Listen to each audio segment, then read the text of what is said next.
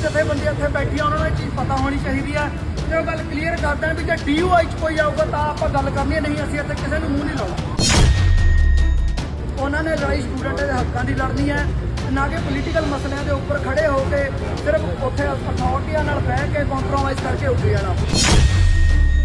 Punjab university ਦੇ ਵਿਦਿਆਰਥੀਆਂ ਨੇ ਗੇਟ ਨੰਬਰ 2 ਨੂੰ ਬੰਦ ਕਰਕੇ ਜ਼ਬਰਦਸਤ ਰੋਸ ਪ੍ਰਦਰਸ਼ਨ ਕੀਤਾ। ਇਹ ਪ੍ਰਦਰਸ਼ਨ ਉਸ ਹਲਫਨਾਮੇ ਦੇ ਵਿਰੋਧ ਵਿੱਚ ਕੀਤਾ ਗਿਆ ਜਿਸ ਵਿੱਚ ਕਿਹਾ ਗਿਆ ਹੈ ਕਿ ਕੋਈ ਵੀ ਨਵਾਂ ਦਾਖਲਾ ਲੈਣ ਵਾਲਾ ਵਿਦਿਆਰਥੀ ਕਿਸੇ ਵੀ ਵਿਰੋਧ ਪ੍ਰਦਰਸ਼ਨ ਜਾਂ ਕਿਸੇ ਵੀ ਸੰਗਠਨ ਵਿੱਚ ਸ਼ਾਮਿਲ ਨਹੀਂ ਹੋ ਸਕਦਾ, ਜੋ ਕਿ ਵਿਦਿਆਰਥੀਆਂ ਦੇ ਅਧਿਕਾਰਾਂ ਅਤੇ ਸੰਵਿਧਾਨਕ ਅਧਿਕਾਰਾਂ ਦੀ ਸਪਸ਼ਟ ਉਲੰਘਣਾ ਹੈ। ਵਿਦਿਆਰਥੀ ਜਥੇਬੰਦੀਆਂ ਨੇ ਨਾ ਸਿਰਫ ਵਿਰੋਧ ਦੇ ਪ੍ਰਤੀਕ ਵਜੋਂ ਗੇਟ ਨੂੰ ਬੰਦ ਕਰ ਦਿੱਤਾ, ਸਗੋਂ ਹਲਫਨਾਮੇ ਦੀਆਂ ਕਾਪੀਆਂ ਵੀ ਸਾੜੀਆਂ ਅਤੇ ਇਸ ਨੂੰ ਗੈਰ ਸੰਵਿਧਾਨਕ ਅਤੇ ਵਿਦਿਆਰਥੀ ਵਿਰੋਧੀ ਕਰਾਰ ਦਿੱਤਾ। ਵਿਦਿਆਰਥੀਆਂ ਨੇ ਇਸ ਮੌਕੇ ਕਿਹਾ ਕਿ ਹਲਫਨਾਮੇ ਨੂੰ ਸਾੜਨ ਦੀ ਕਾਰਵਾਈ ਪ੍ਰਸ਼ਾਸਨ ਲਈ ਇੱਕ ਸ਼ਕਤੀਸ਼ਾਲੀ ਸੰਦੇਸ਼ ਸੀ ਕਿ ਵਿਦਿਆਰਥੀ ਆਪਣੀ ਆਵਾਜ਼ ਨੂੰ ਚੁੱਪ ਕਰਾਉਣ ਦੀ ਕਿਸੇ ਵੀ ਕੋਸ਼ਿਸ਼ ਨੂੰ ਸਵੀਕਾਰ ਨਹੀਂ ਕਰਨਗੇ। ਵਿਦਿਆਰਥੀਆਂ ਨੇ ਦੱਸਿਆ ਕਿ ਹੈਂਡਬੁੱਕ ਆਫ ਇਨਫੋਰਮੇਸ਼ਨ 2025 ਵਿੱਚ ਪ੍ਰਕਾਸ਼ਿਤ ਹਲਫਨਾਮੇ ਵਿੱਚ ਵਿਦਿਆਰਥੀਆਂ ਲਈ ਬਰਖਾਸਤਗੀ, ਦਾਖਲਾ ਰੱਦ ਕਰਨ ਅਤੇ ਪ੍ਰੀਖਿਆਵਾਂ ਤੋਂ ਰੋਕਣ ਦੀ ਧਮਕੀ ਦੇ ਤਹਿਤ ਵਿਰੋਧ ਪ੍ਰਦਰਸ਼ਨਾਂ ਅਤੇ ਸਮੂਹਿਕ ਵਿਦਿਆਰਥੀ ਕਾਰਵਾਈਆਂ ਵਿੱਚ ਹਿੱਸਾ ਲੈਣ ਤੋਂ ਇਨਕਾਰ ਕਰਨਾ ਲਾਜ਼ਮੀ ਬਣਾਇਆ ਗਿਆ ਹੈ। ਕਿ ਜੇ ਯੂਨੀਵਰਸਿਟੀ ਦੇ ਪਿਛਲੇ ਮਾਹੌਲ ਦੀ ਗੱਲ ਕਰੀਏ, ਅੱਜ ਤੋਂ 3 ਮਹੀਨੇ ਪਹਿਲਾਂ ਜਿਹੜਾ ਧਰਨਾ 100 ਦਿਨ ਲਗਾਤਾਰ ਚੱਲਿਆ ਸੈਨੇਟ ਦਾ ਧਰਨਾ, ਉਹ ਇਸ ਚੀਜ਼ ਦੀ ਗਵਾਹੀ ਭਰਦਾ ਕਿ ਫਿਊਚਰ 'ਚ ਸਾਡੇ ਨਾਲ ਕਿਹੜੀ ਚੀਜ਼ ਹੋਣੀ ਸੀ, ਅੱਜ ਜਿਸ ਚੀਜ਼ ਨੂੰ ਅਸੀਂ ਭੁਗਤ ਰਹੇ ਹਾਂ।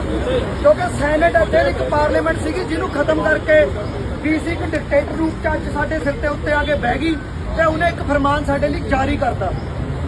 ਹੁਣ ਅਸੀਂ ਇੱਕ ਗੱਲ ਇਹ ਦੇਖੀਏ ਕਿ ਜਿਹੜੀ ਅਥਾਰਟੀ ਵੱਲੋਂ ਇਹ ਨੋਟਿਸ ਆਇਆ ਹੈ DUI ਵੱਲੋਂ, ਉਹ ਸਾਡੇ ਨਾਲ ਗੱਲ ਕਰਨਾ ਹੋਵੇ, ਨਾ ਕਿ ਉਹ ਜਿਹੜਾ DSW ਹੈ ਉਹਨੂੰ ਅੱਗੇ ਕਰਦੇ ਤੇ ਉਹ ਆ ਕੇ ਗੱਲ ਨੂੰ ਫੇਰ ਹੋਵੇ ਕਿ ਆਪਣੇ ਗੱਲ ਹਾਰ ਪਵਾ ਲੇ।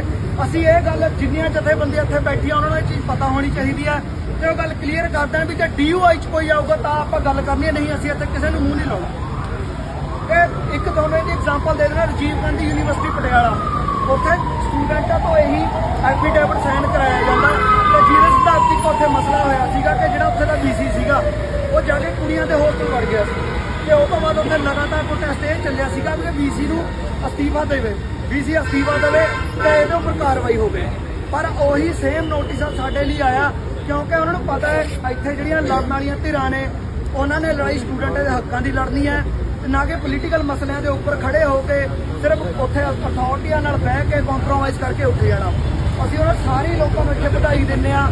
ਬੇਸ਼ੱਕ ਯੂਨੀਵਰਸਿਟੀ ਛੁੱਟੀਆਂ ਚੱਲ ਰਹੀਆਂ ਨੇ ਪਰ ਉਹ ਲੜਾਈ ਨੂੰ ਸਮਝਦੇ ਹੋਏ, ਮਸਲੇ ਦੀ ਸਮਝ ਨੂੰ ਸਮਝਦੇ ਹੋਏ ਅੱਜ ਇੱਥੇ ਬੈਠੇ ਨੇ। ਸੋ ਮੈਂ ਸਾਰਿਆਂ ਨੂੰ ਇਹੀ ਅਪੀਲ ਕਰਨਾ ਚਾਹੁੰਦਾ ਕਿ ਜਿੰਨਾ ਚਿਰ ਧਰਨਾ ਚੱਲਦਾ ਅਸੀਂ ਡਟੇ ਰਹਿਣਾ। ਇਹ ਸੰਘਰਸ਼ ਇੱਥੇ ਤੱਕ ਨਹੀਂ ਰੁਕਣਾ ਹੈਗਾ, ਸੰਘਰਸ਼ ਅਸੀਂ ਫਿਊਚਰ 'ਚ ਹੋਰ ਤੇਜ਼ ਕਰਨਾ। ਤੇ ਇਹ ਗੱਲ ਸਾਰਿਆਂ ਨੂੰ ਦੁਬਾਰਾ ਯਾਦ ਕਰਾ ਦਿੰਦਾ ਮੈਂ ਕਿ DUI ਨਾਲ ਸਾਡਾ ਮਸਲਾ ਜੁੜਿਆ ਹੋਇਆ ਹੈ। DSW ਆਵੇ ਅਸੀਂ ਕਿਸੇ ਦੀ ਨਹੀਂ ਸੁਣਨੀ ਹੈਗੀ, ਸਾਨੂੰ ਉੱਥੋਂ ਜਦੋਂ ਤੱਕ ਕੋਈ ਨਹੀਂ ਆਉਂਦੀ ਅਥਾਰਟੀ ਗੱਲ ਕਰਨ, ਅਸੀਂ ਉਦੋਂ ਤੱਕ ਬੈਠੇ ਰਹਾਂਗੇ। ਪ੍ਰਦਰਸ਼ਨਕਾਰੀ ਵਿਦਿਆਰਥੀਆਂ ਨੇ ਨਾਅਰੇਬਾਜ਼ੀ ਕੀਤੀ ਅਤੇ ਆਪਣੇ ਅਸਹਿਮਤੀ ਦੇ ਅਧਿਕਾਰ ਦਾ ਬਚਾਅ ਕਰਦੇ ਹੋਏ ਤਖਤੀਆਂ ਫੜੀਆਂ ਹੋਈਆਂ ਸਨ। ਵਿਦਿਆਰਥੀਆਂ ਨੇ ਇਸ ਕਦਮ ਨੂੰ ਸੰਵਿਧਾਨ ਦੇ ਅਨੁਛੇਦ 19(1)(a) ਅਤੇ 21 ਦੇ ਤਹਿਤ ਗਾਰੰਟੀਸ਼ੁਦਾ ਸੰਵਿਧਾਨਕ ਅਧਿਕਾਰਾਂ ਦੀ ਸਿੱਧੀ ਉਲੰਘਣਾ ਦੱਸਿਆ। ਇਸ ਤੋਂ ਪਹਿਲਾਂ ਵਾਈਸ ਚਾਂਸਲਰ ਨੂੰ ਇੱਕ ਰਸਮੀ ਪ੍ਰਤੀਨਿਧਤਾ ਸੌਂਪੀ ਗਈ ਸੀ ਜਿਸ ਵਿੱਚ ਹਲਫਨਾਮੇ ਦੀ ਲੋੜ ਨੂੰ ਤੁਰੰਤ ਵਾਪਸ ਲੈਣ ਦੀ ਮੰਗ ਕੀਤੀ ਗਈ ਸੀ। ਫਿਰ VC ਵੱਲੋਂ ਬਣਾਈ ਗਈ ਕਮੇਟੀ ਦਾ ਬਾਈਕਾਟ ਕੀਤਾ ਗਿਆ ਕਿਉਂਕਿ ਇਸ ਵਿੱਚ ਸਰਕੂਲਰ ਜਾਰੀ ਕਰਨ ਵਾਲੇ DUI ਸ਼ਾਮਿਲ ਨਹੀਂ ਸਨ। ਵਿਰੋਧ ਪ੍ਰਦਰਸ਼ਨ ਸ਼ਾਂਤਮਈ ਪਰ ਜ਼ੋਰਦਾਰ ਰਿਹਾ ਜਿਸ ਵਿੱਚ ਵਿਦਿਆਰਥੀਆਂ, ਸਾਬਕਾ ਕੌਂਸਲ ਮੈਂਬਰਾਂ ਅਤੇ ਵੱਖ-ਵੱਖ ਵਿਦਿਆਰਥੀ ਸੰਗਠਨਾਂ ਦੇ ਪ੍ਰਤੀਨਿਧੀਆਂ ਦੀ ਵਿਆਪਕ ਭਾਗੀਦਾਰੀ ਸੀ। ਪੁਲਿਸ ਦੇ ਜਿਹੜੇ ਕਰਮਚਾਰੀ ਨੇ ਉਹਨਾਂ ਦੀ ਇੱਥੇ ਨੇਮ ਪਲੇਟ ਕਿਸੇ ਦੀ ਨਹੀਂ ਹੁੰਦੀ ਹੈ। ਹਾਂ, ਇਹ ਲਾਉਂਦੇ ਹੀ ਨਹੀਂ ਆ। ਇਹ ਨਵਾਂ ਟ੍ਰੈਂਡ ਸ਼ੁਰੂ ਹੋ ਗਿਆ, ਇਹਦੇ ਤੇ ਕੋਈ ਜਵਾਬਦੇਹੀ ਨਹੀਂ ਆ। ਆਨੰਦ ਕਿਸ਼ੋਰ ਜੀ ਖਲੋਤੇ ਆ ਪਿੱਛੇ, ਆ ਚੱਲਿਆ ਪ੍ਰੋਟੈਸਟ, ਤੁਹਾਡੇ ਬੰਦਿਆਂ ਦੇ ਕਿਸੇ ਦੇ ਯਾਰ ਨੇਮ ਪਲੇਟ ਨਹੀਂ ਵਿੱਚ ਹੁੰਦੀ ਔਰ ਬੰਦੇ ਬਦਤਮੀਜ਼ੀ ਕਰਦੇ। ਚਲੋ ਸਾਡਾ ਤੇ ਖੈਰ ਸਾਰਿਆਂ ਨੂੰ ਪਤਾ ਏ।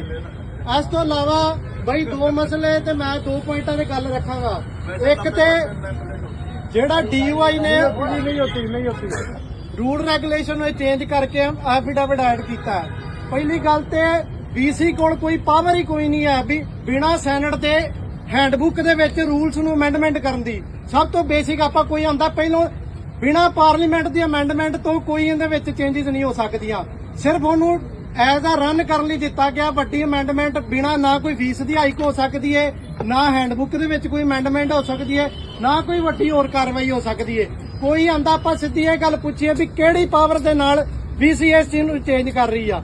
ਦੂਜੀ ਇਹ ਗੱਲ ਕਹਿੰਦੇ ਆ ਕਿ ਆਊਟਸਾਈਡਰ ਬਾਹਰੋਂ ਆਉਂਦੇ ਨੇ। ਜਦੋਂ ਦਾ ਯੂਨੀਵਰਸਿਟੀ ਦੇ ਵਿੱਚ ਇੱਕ ਸੰਵਿਧਾਨ ਹੈ, ਉਹਦਾ ਆਪਣਾ ਕਾਨੂੰਨ ਆ, ਉਹਦੇ ਤਹਿਤ ਆਵੇ ਵੀ ਸੈਨੇਟ ਚੁਣਨ ਲਈ ਪੰਜਾਬ ਦੇ ਵਿੱਚ ਬੂਥ ਲੱਗਦੇ ਨੇ, ਜਿਹੜੇ ਐਲੂਮੀਨਾਈ ਨੇ ਉਹਨੂੰ ਇੱਥੇ ਸੈਨੇਟਰ ਨੂੰ ਅਪਾਇੰਟ ਕਰਦੇ ਆ, ਚੂਜ਼ ਕਰਦੇ ਆ।